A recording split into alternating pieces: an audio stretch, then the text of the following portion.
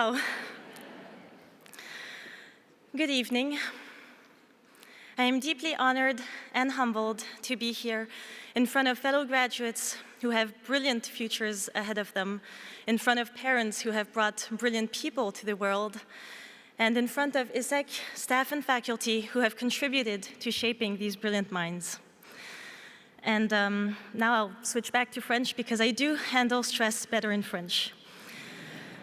Donc voilà, je vous avoue, je suis légèrement terrorisée parce que jamais je n'aurais imaginé témoigner ici devant vous. D'abord parce que si j'ai rencontré à l'ESSEC des personnes qui me sont très chères, je suis quand même loin d'avoir joué un rôle majeur dans la promotion. D'ailleurs, je pense que 90% d'entre vous ne me connaissent pas. Donc, je me présente, Kimberly Wong. Vous pouvez aussi m'appeler Kim. Enchantée.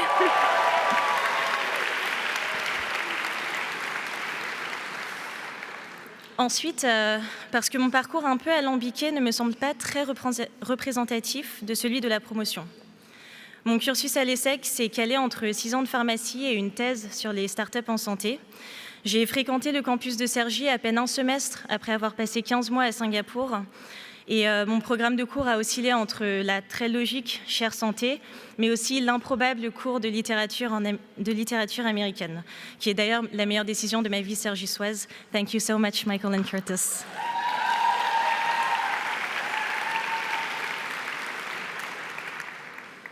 Ce parcours, j'ai moi-même un peu du mal à m'y retrouver. Bon, après, j'ai mis 25 minutes à retrouver la salle de cours F023 mon premier jour à Cergy. Donc, je vous l'admets, le sens de l'orientation, ce n'est pas forcément mon point fort. Et pourtant, il y a une semaine, j'ai reçu un appel de l'ESSEC me demandant de venir vous en parler. Une semaine, c'est un peu court pour surmonter les tombereaux de sentiments d'illégitimité, d'angoisse existentielle et, disons-le franchement, la pure pétoche à l'idée de vous parler. Une semaine, c'est aussi un peu court pour devenir plume professionnelle. Donc, j'ai appliqué la méthode milléniale et j'ai demandé « Ok Google, comment écrire un discours ?» De fil en aiguille, ça m'a amené à regarder le top 10 des discours écolos, de David Attenborough à Greta Thunberg en passant par les étudiants de l'AgroParisTech. Mais mon problème, c'est que je n'ai ni la carrière de David Attenborough, ni l'engagement de Greta Thunberg. Et malgré mes sollicitations sur toutes mes boucles WhatsApp, je n'ai pas trouvé les amis prêts à monter une ferme autogérée avec moi. Bon, en réalité, mon cabinet de conseil est on ne peut plus éloigné d'un repère d'activistes. Et je n'ai même pas complètement arrêté de prendre l'avion. Alors vraiment, quelle légitimité aurais-je, moi, à vous parler du désastre environnemental et des ravages du capitalisme? Mais en fait, une semaine, c'est surtout trop court pour renoncer à utiliser ce moment pour dire quelque chose sur l'avenir de nos sociétés. Parce qu'il y a urgence à changer de modèle. Et que pour amorcer ce changement, nous avons tous un rôle à jouer. Certains prennent des engagements radicaux et je les admire et les en félicite, vraiment.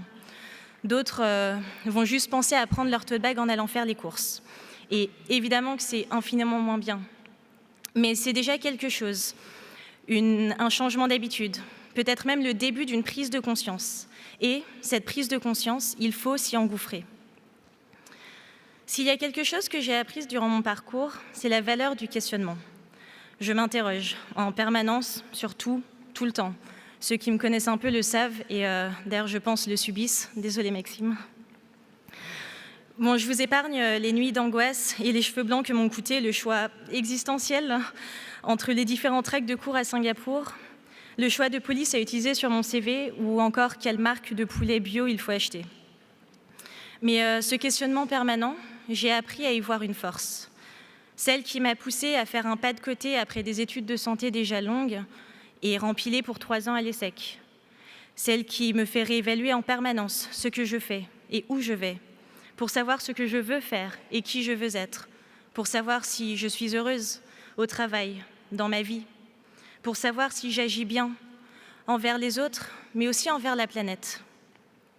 Malgré mes crises de culpabilité face aux nectarines venues d'Espagne, je suis encore bien loin d'être exemplaire. Je suis pétrie de contradictions, mais comme je pense, nous sommes nombreux à l'être. Sauf qu'à force de questions, à force de choix, j'ai un peu le sentiment que finalement mes habitudes changent. Alors questionnons chacune de nos habitudes. Demandons-nous si la manière dont nous consommons, dont nous vivons, va dans le bon sens. Demandons-nous si notre travail contribue au modèle de société que nous voulons. Et si l'on n'arrive pas à faire des changements fracassants, alors au moins avançons pas à pas, d'un week-end en avion annulé à un vote porteur de conviction, en passant par une mission pro bono. Dans mon dossier de candidature à l'ESSEC, j'avais écrit une dissertation sur le luxe du choix.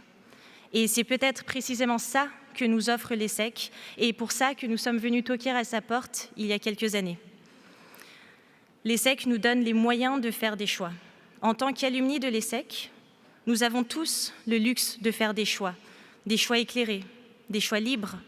Et ce luxe du choix, c'est aussi une responsabilité. Prenons-en la mesure, posons-nous des questions, posons-nous les bonnes questions. Demandons-nous à chaque instant où sont nos valeurs et comment nous en rapprocher. Et de choix en choix, changeons nos habitudes pour faire toujours mieux. Et pour vous en convaincre, j'ai même fait l'effort de trouver une citation pour souscrire au traditionnel cliché du discours. Donc Aristote a apparemment dit un jour « Nous sommes ce que nous faisons à répétition. L'excellence n'est donc pas un acte, mais une habitude. Alors, soyons excellents. » Merci.